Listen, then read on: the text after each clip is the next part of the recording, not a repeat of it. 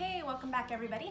In this session, we are going to cover Hebrews, James, 1 Peter, and then 2 Peter and Jude are going to kind of go together. So it feels like we're doing a lot. Usually we do about 3. This is more like 4 because we're covering 2 Peter and Jude together, okay? But because we're covering so much, I am going to just hit the highlights, give you the main ideas, make sure you can get yourself through the book, okay? And then hopefully you read it on your own and it whets your appetite for more, all right? So, okay, what we have done so far is we've done the gospel for the New Testament. We've done the 3 Gospels, synoptic Gospels. We've done Acts, and then we just finished all of Paul's letters.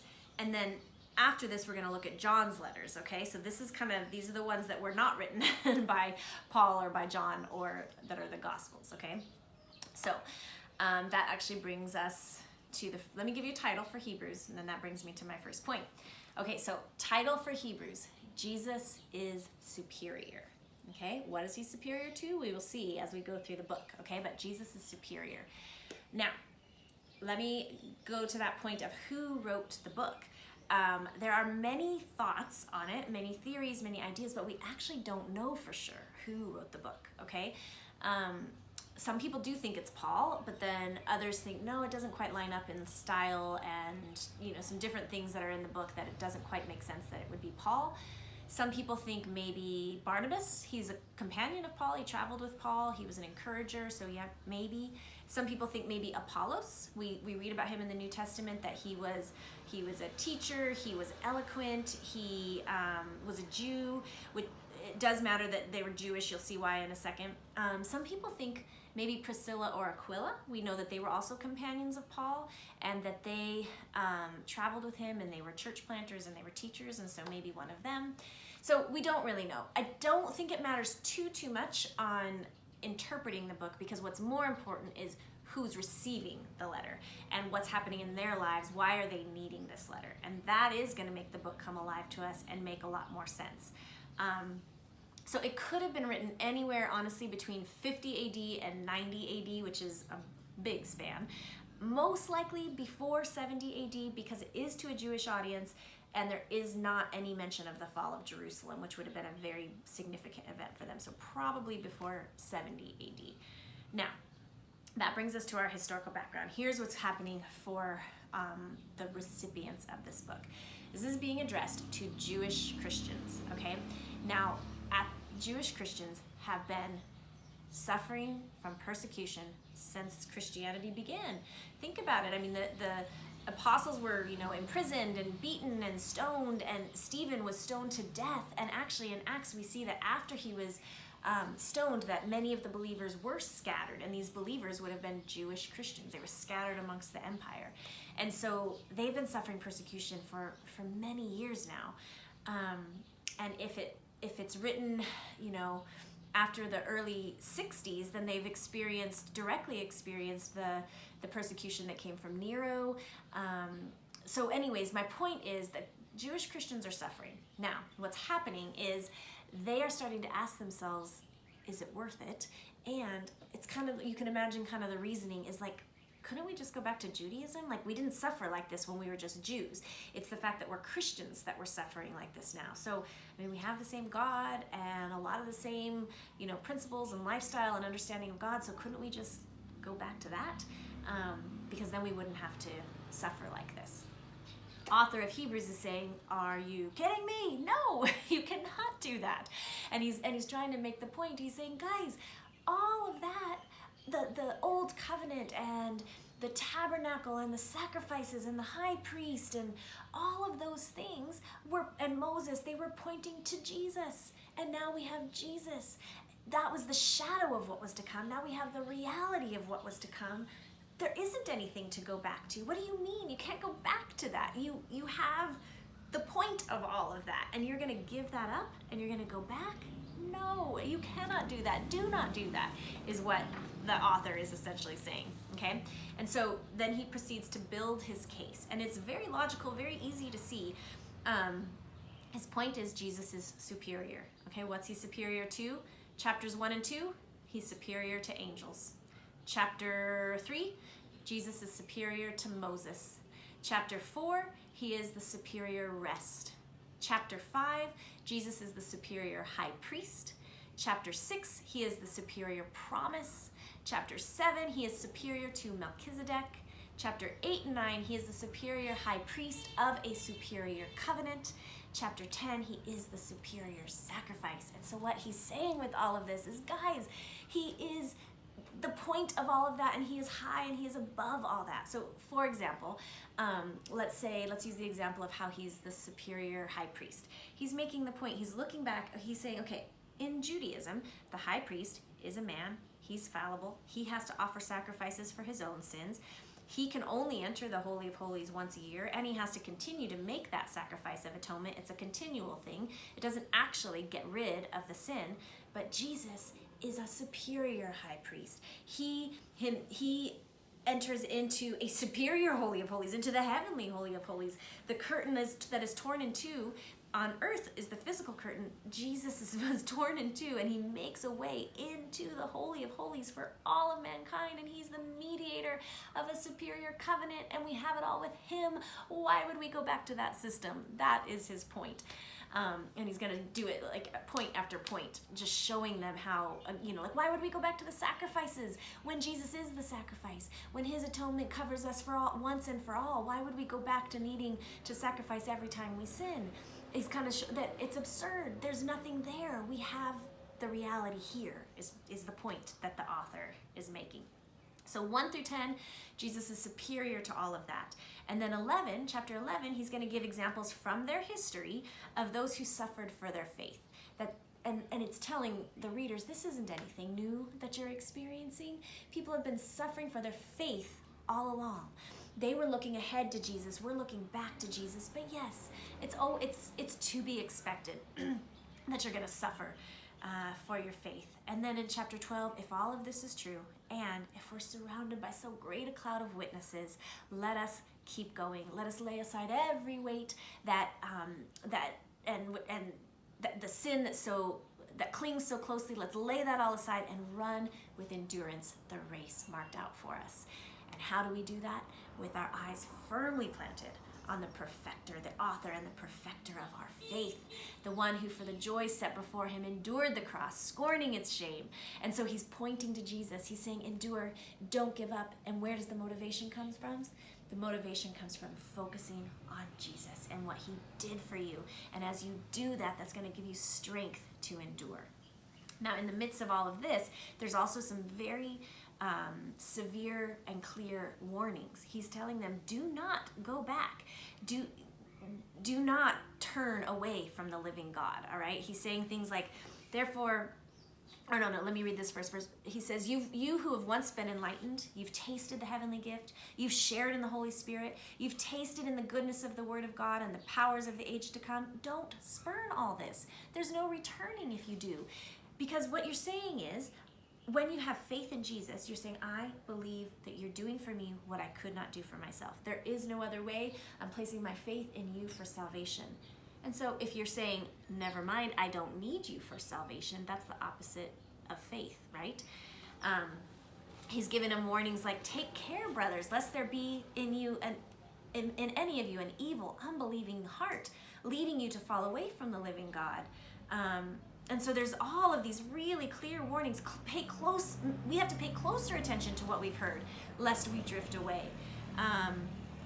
And he tells them things like, let's consider how to stir one another on to good works. Don't forsake meeting together. And he's warning them, guys, hold on to your faith and do not turn away from the living God. And how do they do it? How do they endure? How do they keep going? It's by focusing in on Jesus, who he is, what he did for them, taking it into their heart until their heart is melted by it, until they're consumed with thankfulness and gratefulness again from what he did for them. And that's going to give them the power to continue to endure in the midst of suffering and to not turn back and to hold firm to what they believe, to their anchor. If they cut themselves off from their anchor, then they are going to drift away. Does that make sense? Some of these illustrations and this imagery that's given. Okay.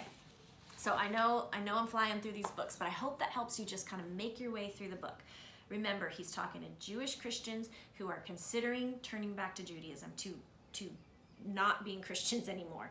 And his point is, you can't go back. That's a shadow. All of that was pointing to this, and you have it, and it's worth it, and hold on, and Jesus is in control, and he's got you. He suffered too. You're not the first to suffer.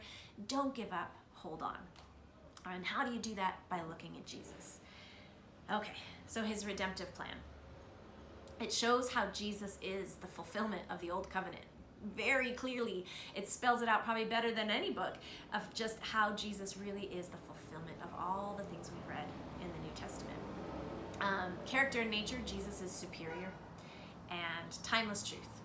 In suffering, look to the cross and consider what Jesus has done for you. It will give you power to endure. Let me say that one more time. In suffering, look to the cross. Consider what Jesus has done for you. It will give you power to endure. When I say look to the cross, when I say consider it, what I mean is take it in, work it into your heart, keep thinking about it until the joy wells up into your heart, until your heart is melted by it, until you're taking in what he truly did and you're captivated by it. Then it's going to be your pleasure to lay your life down for him. Then you're going to realize this is what life is about, not comfort, not even my physical life, that I'm living for something so much more. And I think that's what gives us the power to keep going regardless of our circumstances.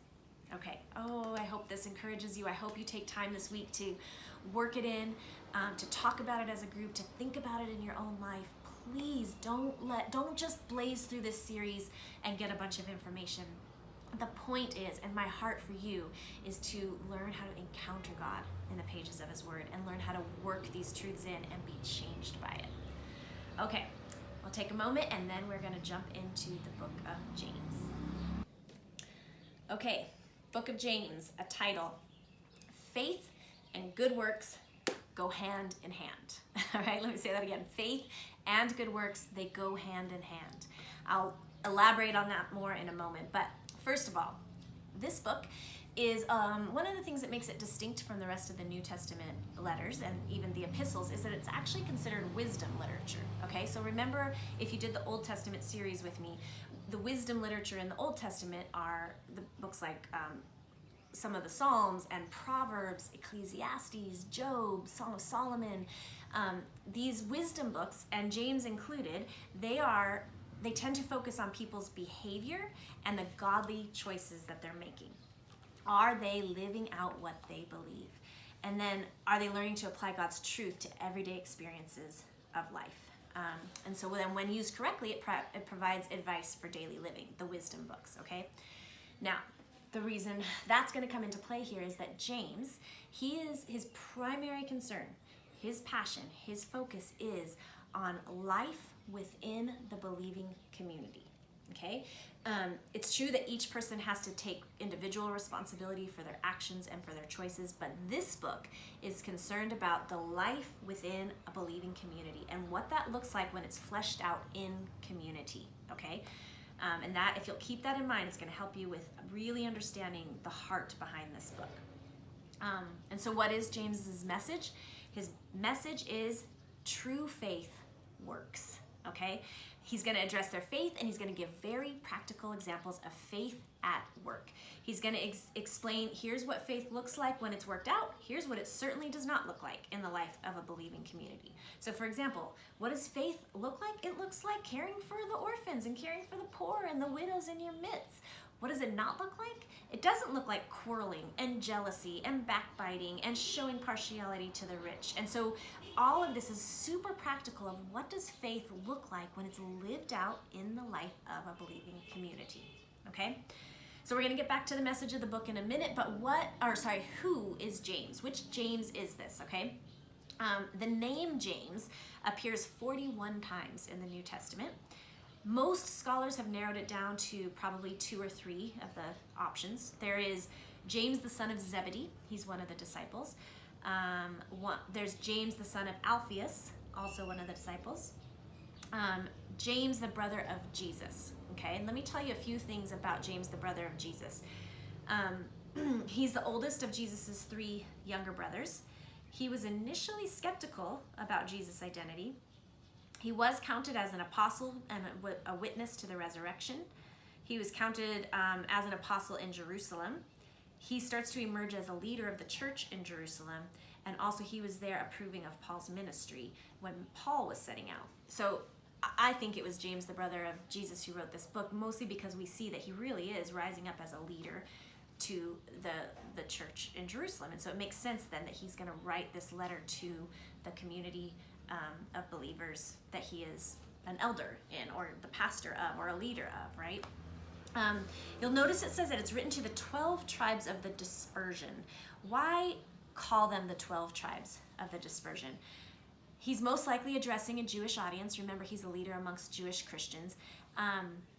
And in the Old Testament, the 12 tribes represent the people of God.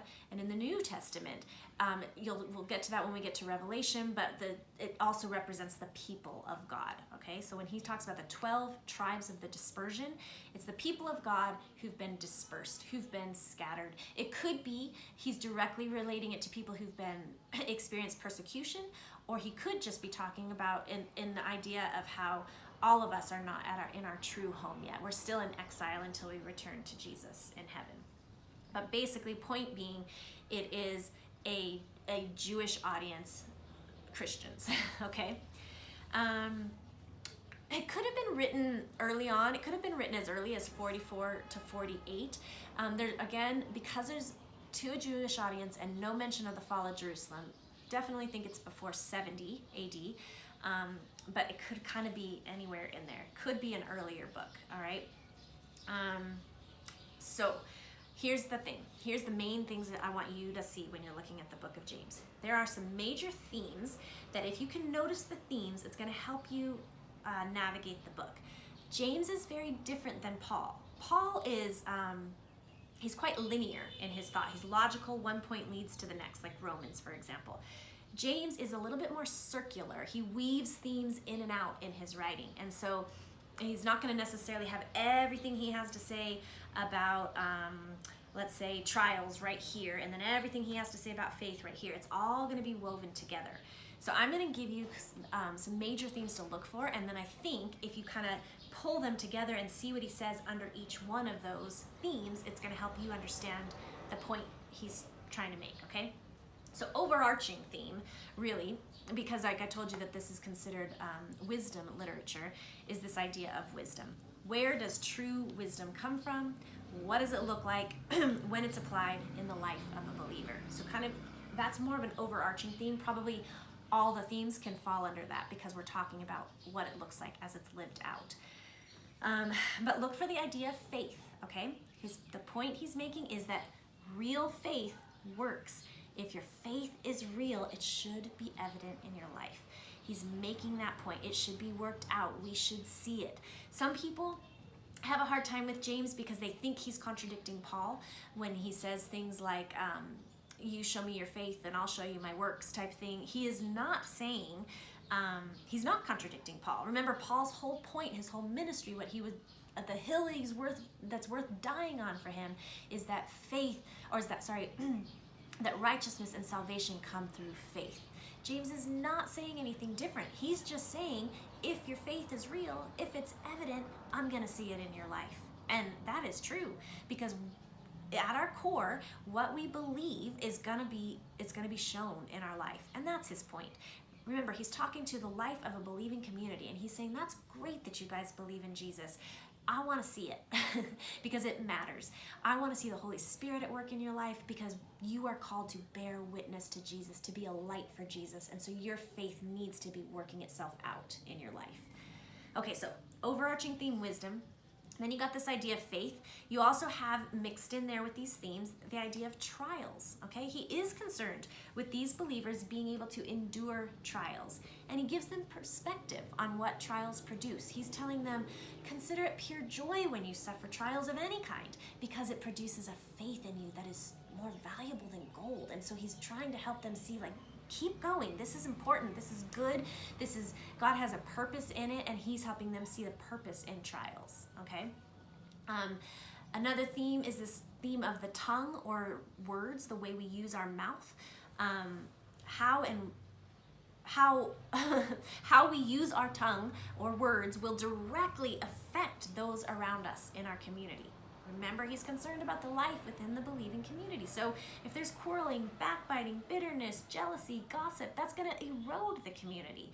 And so he's saying it's incredibly important how you use your words.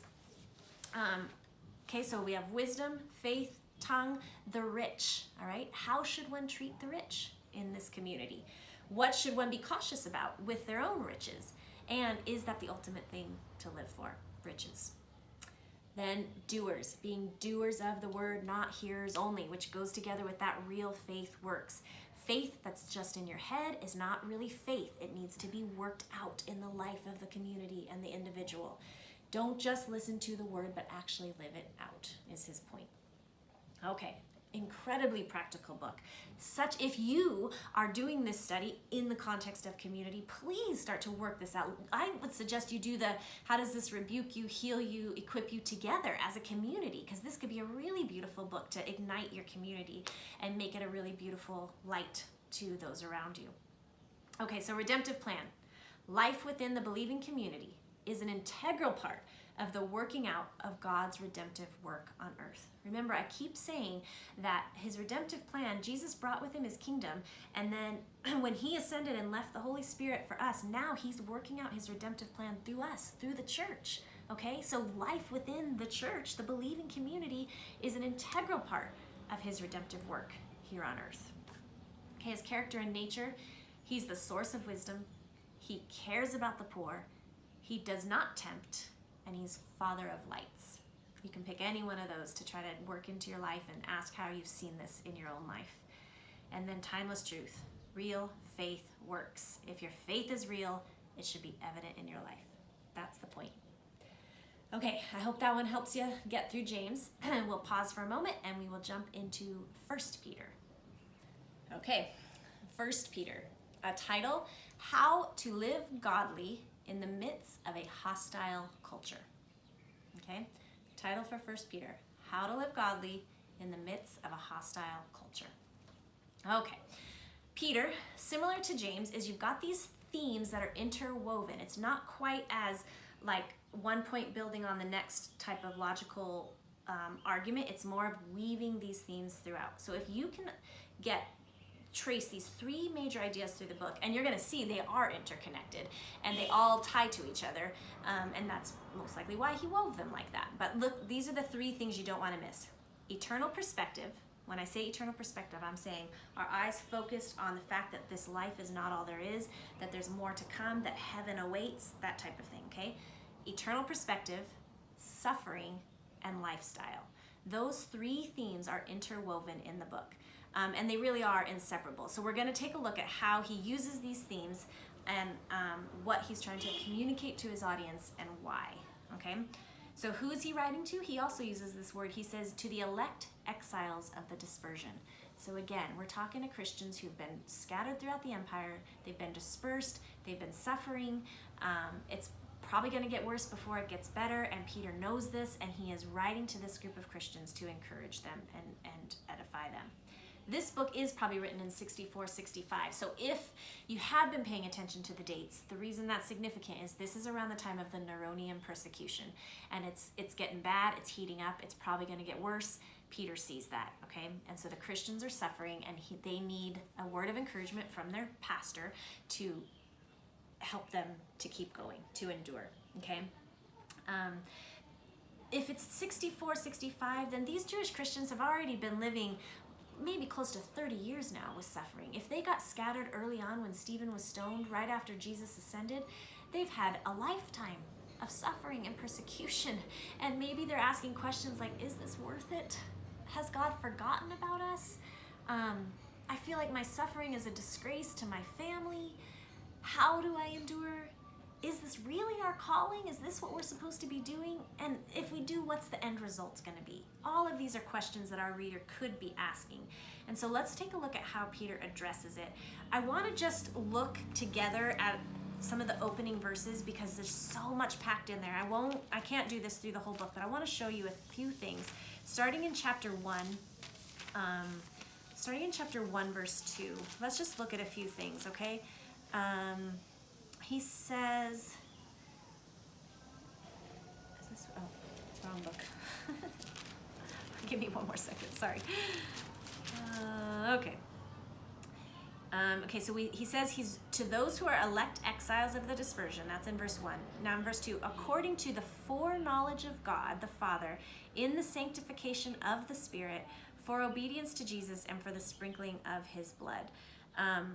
Another way that this says this, I think it must be in a different version that I have here, is that they are chosen, they are destined, and they are sanctified, okay? To be, by God, to be obedient, okay? So why would Peter start his letter this way? Why would he want to remind them that they're chosen, that they're destined, and that they're sanctified? Remember that some of the questions they're asking is God in control of all this? Has he forgotten about us? Where is he? And so for them to be reminded, hey, God has had his mind on you since before time began. He has chosen you. He has destined you for this. He has got you. This hopefully would start to build them up of like, okay, God is in control. I can trust him. I can keep going if I know that there's a point to all of this. Is he bigger than the persecution I'm facing? Is he worth it? And the answer is yes, and he's got you. And then just look, I'm going to read 3 through 5 really quick. It says, blessed be the God and Father of our Lord Jesus Christ. According to his great mercy, he's caused us to be born again to a living hope through the resurrection of Jesus that is imperishable, undefiled, and unfading, kept in heaven for you, who by God's power are being guarded through faith for a salvation ready to be revealed in the last time. Okay, that is full, so full of implication. I'm going to just break it down a little bit for you. And the point being, I do think it's going to help you understand what Peter's trying to communicate to his audience, okay?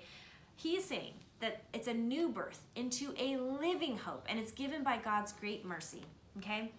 And through the resurrection of Jesus. I am sure that Peter is choosing his words purposely and trying to communicate to them something. It is not an accident that he is saying, you have a living hope. Everyone around them is dying. There's death everywhere. There's persecution. There's loss. And he's saying your hope is living and it is real. And that would encourage the believers that are starting to lose their hope, right? And then he's telling them this new birth, it's an inheritance that's imperishable, it's undefiled, it's unfading. What's happening all around them? Loss, things being taken from them, perishing things. And he's saying, but listen, you got to understand this faith, this salvation that you have, it's imperishable. Nothing can take it from you. Tim Keller quotes this, and I think he might be paraphrasing or quoting Jonathan Edwards. I'm not totally positive. But one of the things he says is that God is working all things for our good. Our good things cannot be taken from us, and the best is yet to come. And I think that's what Peter is trying to show his audience, where he's saying these things, it can't be taken from you. It's imperishable, it's undefiled, and it's kept in heaven for you. Hold on to that, and just know the best is yet to come. It's being protected by the power of God through faith. And so I hope you see that Peter is trying to encourage the believers, and he is starting with eternal perspective, okay? He's starting with the eternal perspective, and he's helping them see that, I think, that when you have your eyes set on that, and when you remember that, that's going to give you the strength to endure suffering. It's directly connected to suffering, this eternal perspective and suffering. And then his next question is, so how is a Christian to continue to live godly in the midst of this hostile culture, in the midst of all of this suffering, all right?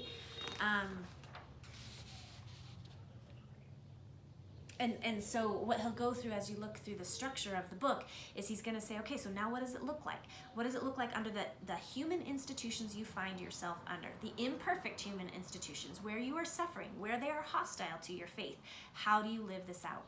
And he's going to look at just generally, like under the government. He's going to talk about how do you do it in marriage? How do slaves do it under these imperfect systems? How do you live out your faith and bring honor to God? You hold on to that eternal perspective. You remember that Christ suffered for you, that he is no stranger to your sufferings, that he is in the midst of the sufferings with you. Eternal perspective is going to help you keep going and endure, and it's going to directly be shown in your lifestyle, okay? And so he's going to tie it all together. And you might be thinking like, goodness, Peter, give these guys a break. They're tired. Why are you telling them, live a holy life in the midst of all of this? Or, why not just comfort them or just listen to them or something like that? But here's the thing, he is comforting them. He knows that they need something solid to hold on to if they're gonna make it through this next wave of persecution. And that solid thing he's giving them to hold on to is an eternal perspective, faith in Jesus, and that this life is not all there is, and that there is more to come, and to hold on tightly to that. And it matters, and you'll see, please, if you're going through suffering or ministering to Christians who are suffering, this book has so much to say, because it doesn't point to circumstances, it doesn't point to ourselves, it points to something bigger and beyond that. So I think because I just had it in my mind, I didn't have it written down here, but I do think I want this to be your timeless truth, okay? Just know that these words are not original with me, okay? But a timeless truth from this book is that God is working all things together for our good. He is, our good things cannot be taken from us, and the best is yet to come. Let me say that one more time. God is working all things together for our good. Our good things cannot be taken from us, and the best is yet to come. So that's actually timeless truth. I'll go backwards from the way we normally go. Character and nature, he's merciful. He's powerful. He's author of salvation. He's our living hope. He's holy. He's risen in glory. He strengthens and he establishes us. There's so much in this book. You can go through and look for God's character and nature. You can write all of that down. You can write one of those down, but just have something solid you can grab onto of what we see to be true about who God is. Okay, and then redemptive plan. Christ's death and resurrection is what gives his followers strength to live out and participate in his redemptive plan. I'll say that again. Christ's death and resurrection is what gives his followers strength to live out and participate in his redemptive plan. Okay, we're gonna wrap up with 2 Peter and Jude. We're gonna do them together and you'll see why in a second. Okay, 2 Peter and Jude. We're gonna do them together and you're gonna see why as we go along. But a title you can give for these books as we put them together is Contend for the Faith, okay? So the reason we're going to deal with these two books together is for a couple of reasons. Their purpose is similar. Chapter 2 of 2 Peter and the book of Jude have a lot of similarities, and you're going to see that. So read it side by side and see if you can see what I'm talking about. And then they're both addressing false teaching in the church, okay? So there's some slight differences, and I'm going to tell you, and there's some different purposes slightly. So I'm going to tell you that, but I think I can teach it together and help you with these two books. With both of these letters, both of the authors are warning against false teachers and false prophets, okay? 1 Peter seems to be doing it in the future tense, like he foresees that this is coming, and Jude seems to be addressing a present problem, like it's happening right now. Okay, but the issue is the same. There's false teachers and prophets. They're there and they're coming. As Christians, you must contend for the faith. Remember what you've been taught and hold on to the apostles' teaching. Stand firm in the knowledge of and the love of Christ. And then both books show how God responds to false teachers and how he responds to the godly. Okay, so if you can just basically keep those points, you're going to understand. You'll see Jude's only one page long. And so as you read those books together, if you'll just keep that in mind, I think you're going to be fine as you go through the book. 2 Peter, it's urging Christian growth and perseverance in light of false teaching. And it's also emphasizing the certainty of the Lord's coming, that he is indeed coming back, and to hold on to that. The reason that's important is because the false teachers are saying it's not going to happen. Okay, and so there's a point there that he's making of like, oh yes it is, and hold firm to that belief. And then Jude, the false teachers are basically teaching an abuse of grace, right? That grace means you can live however you want to live, this licentious lifestyle, that type of thing. So there's an emphasis in Jude on godly living and God's love and preservation for his faithful ones, those that stay firm. Okay. Probably written, 2 Peter anyways, probably written around 67 because it's near the end of Peter's life, and Paul is most likely still alive. He gives reference to Paul in this book, and it doesn't talk about his death, and probably not any later than 70 AD, again, because that mention of the fall of Jerusalem. So maybe during the days of the Neronian persecution. That's 2 Peter. And then Jude could have been written as late as 80 or 90. So I don't think the dates matter as much to understand the point, that the point being contend for the faith and that they're coming against these false teachers that are arising, okay? I don't think I'm going to go into too much about that stuff. I just really want to help you just generally with this book. I'm sorry, I'm not giving you a lot of information on these books except to tell you, recognize they're coming against false teaching. Peter is going a little bit more into the understanding of what you know and knowledge, and trying to help them hold on firmly to what they know, okay? Now, I want to talk really quickly about two of the things that the false teachers are teaching and why it's so detrimental to the faith, okay? These are going to be big theological words, but I'm going to explain them to you, okay? One of the things the false teachers are teaching are, in theology, what's called antinomianism, okay? Antinomianism. This is a heresy that taught it's not necessary for Christians to obey the moral law of the Old Testament. And some taught that once someone is justified by faith, they don't have to live morally because Jesus freed them from the law. If sin is inevitable, just sin anyways, it brings glory to Jesus, that type of thing, okay? The reason that's so important and dangerous is because it's taking away from the righteousness of Christ. The whole thing is, he lived the life we could not live, and that God demands righteousness and he demands holiness. And in order to come into his presence, the only way that we stand is because we're standing on the righteousness of Christ. But to say he doesn't care about how we live, I think it comes directly against who Jesus is and what he did and what he lived for. God doesn't tell us we have to live godly in order to be saved, but he certainly cares about how we live. One, because he loves us and he created his universe to work a certain way, and when we walk according to his ways, we're going in line with the grain of how he created things to work, and things will go well for us. When we don't walk righteously, when we walk in sin, we're going against that, and it's going to lead to death, and it's going to lead to bondage and to slavery. And so just out of love for us, but also how we live our life reflects the one we are worshiping. And again, not in order to be saved, but it matters how we live. And so this has a huge implications for Christians and for the church. It does matter, okay? So there's that false teaching of the antinomianism, which is this abuse of grace. The other one that is coming up, and specifically in 2 Peter, is this, again, big theological word, eschatological skepticism. Okay? Eschatology is the study of the end times. And so what that's saying is they're skeptical about the second coming. They're saying, you know what? It's disproved by its delay. It hasn't happened yet. It's not going to happen. This is silly. And so they are starting to take away from the Christian understanding of the second coming. So first, let me explain a little more fully what the fullness of the Christian understanding is. And then I'll tell you why it's so important that they were coming against it, or so dangerous, okay? Eschatological, there is a word, a Greek word called parousia, okay? And this idea of parousia is the intersection of the Christian understanding of what's going to happen at the end. Basically, three things that are all kind of coming together. First, it's the supreme moment when Jesus is revealed as Lord to all of creation. You know, we have the verses in Philippians where every knee will bow and every tongue will confess that Jesus is Lord. So when he returns, everyone is going to know. And all of creation will see that he is Lord. But it's more than that. It's not just that. It's also the culmination of all of God's eternal purposes as they're worked out in human affairs. That's another way of what I just said in the last book, of how he's working all things for our good.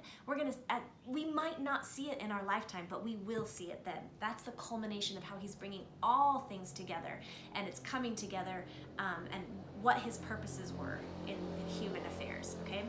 So all of creation, seeing that he's Lord, all of his purposes coming together, and we see it. And then thirdly, it's when he judges the world and vindicates the righteous, or where where believers are united with Christ. All of that's the fullness of the Christian understanding. all of those points have huge implications. And we've talked in many of the books so far of our understanding that this life is not all there is. Our hope that he's coming back for us directly affects how we live, directly affects how we endure suffering and continue to persevere. So it matters. And they are coming against that. They're knocking the feet out from under Christians who are trying to persevere by teaching this kind of stuff. And Peter and Jude are not having it. And that is why their message is contend for the faith. Okay? So redemptive plan for these books, it declares the certainty of the Lord's coming, which is the culmination of his redemptive plan. The certainty of his coming, the culmination of his redemptive plan. Character and nature, he is righteous, powerful, judge. He is not slow to fulfill his promises, and he's not wishing any to perish. And then timeless truth. The hope of eternity with Jesus guards against the corruption of this world. Okay, so stick with me, and we're going to take one of the timeless truths that we talked about, and we're going to walk it out, and we're going to talk about what it really looks like lived out in our life. Thanks for sticking with me so far.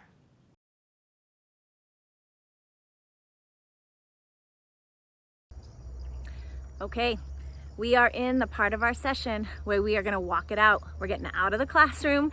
We're going to work these truths in. We're going to ask ourselves, what does this look like in my life? How do I apply these truths to my life? Guys, I've said it a few times, but we don't just want to gain Bible knowledge. We want to be changed. The goal of all of this is applying it to our lives. So the truth I want to focus on is that quote I gave a few times in 1 Peter. That God is working all things together for our good. Our good things cannot be taken from us, and the best is yet to come. I have to tell you, lately, I would say the last several months, I have been meditating on that truth quite a lot. I live in a place right now where people around me are suffering. People are dying, family members are dying.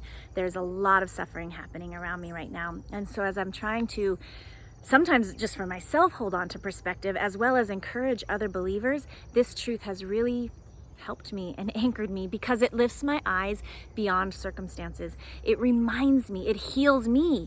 It reminds me that God is in control. He is seated on the throne, that all things are happening under his watchful eye.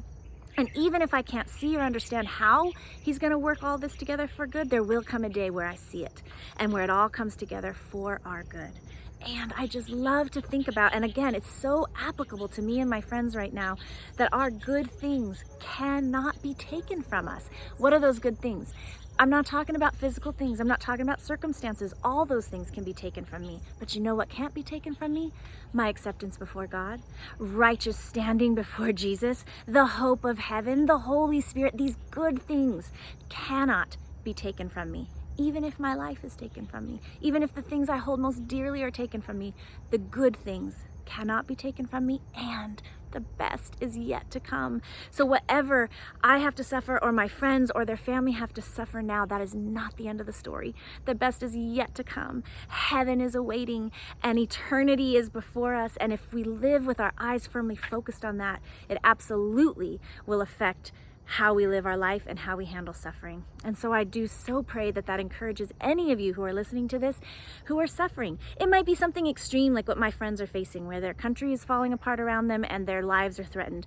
It might be something small, but it doesn't mean that like small-ish. It's not small, right? If you're suffering in any way, lift your eyes up, off and away to Jesus and on to heaven. And that perspective just helps settle everything down. So I do so hope that this encourages you and anchors you today.